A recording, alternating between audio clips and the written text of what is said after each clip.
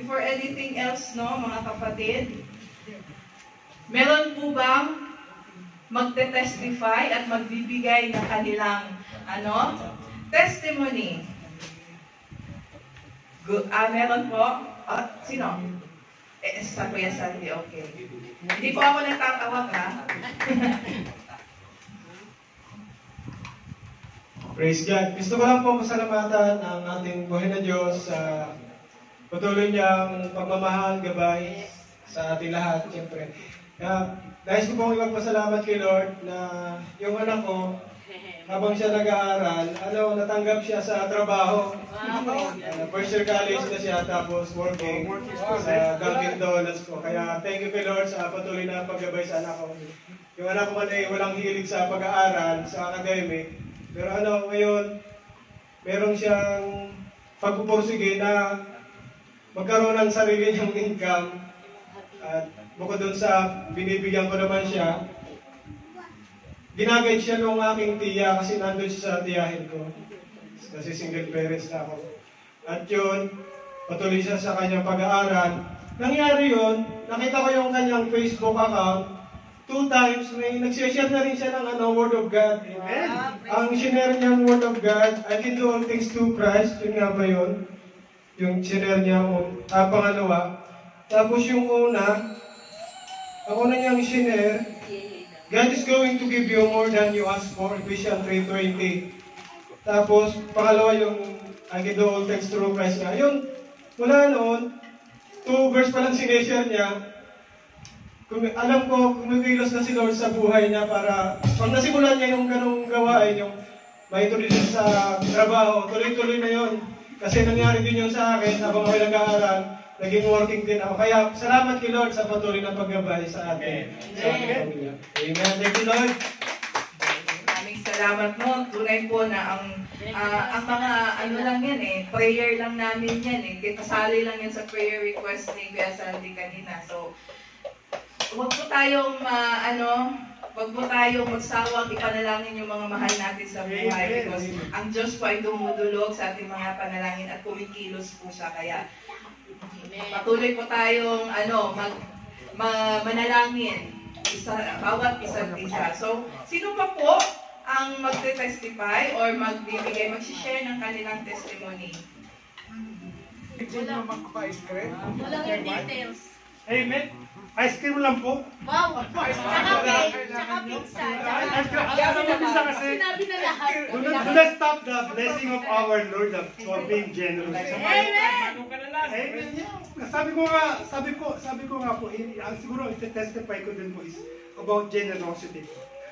You know, generosity is something na sinabi po sa ating Panginoon, whatever your chest is doing on your right side, do not tell your left side.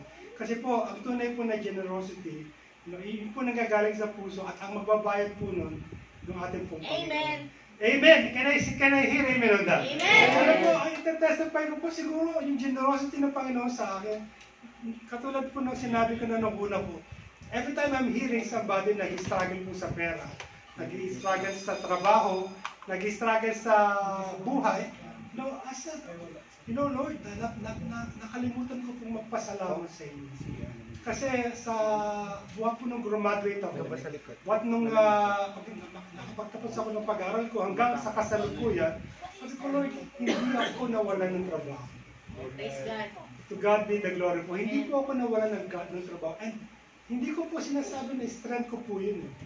Because I believe that it is the hands of the Lord na gumagawa sa atin. And the Lord promises that when you're faithful, God will also be faithful to you. When you are giving, God will give it back to you multiple times. Siguro sa akin po kaya wala po akong pressure sa akin na aalis na po ako. Kasi pag aalis ka na, sometimes may mga pressure tayo na what will happen next? What will be your next journey? Kasi I believe na katulad po niya ng buhay ni King David, in every stages ni King David, every time na nag-struggle siya for any reason, he will always inquire of the Lord. Amen. And this is what I do. God, is this what your purpose for me? Is this your plan, not mine?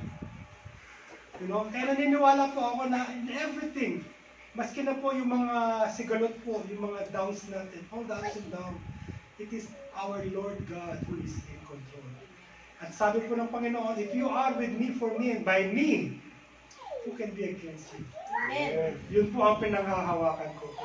At yun po ang matetestify ko sa buhay po na hindi po ako perfecto. Marami rin po akong flaws. Marami po akong nasagasaan. Nung kabataan ko, hindi ko alam na nagawa ko, pero nagawa ko pala. You know, I'm a cheater, I'm a liar, I'm a stealer. I'm all of that. Akala nyo lang po hindi, pero ako po. But, sabi nga po, what I'm always praying every day, Lord, just allow me to finish my race. You know, to finish my race, Lord God. Alam mo lang po na matapos ko po ang race. Kasi po araw-araw po magkakasala po tayo. And it's only by the grace of God that I'm saved. At yun po ang panghawakin ko. Because God is good. And lahat po ng promise niya sa atin po ay hindi, wala pong isang mababalik. Wala pong isa pang mababalik. Kaya kung may sasandalan ka man po, kung may sasandalan ka, kung may paniniwalaan ka, kung may tataas ka, you know, doon ka na sa pinakamagaling. Doon ka na sa pinakamakapangyarihan sa lahat. Doon ka na sa pinakamayaman. Doon ka na sa hindi ka iiwan. Di ba? And that's how faithful our God is. Siya lamang po talaga. So, to God be the glory, Lord. Amen.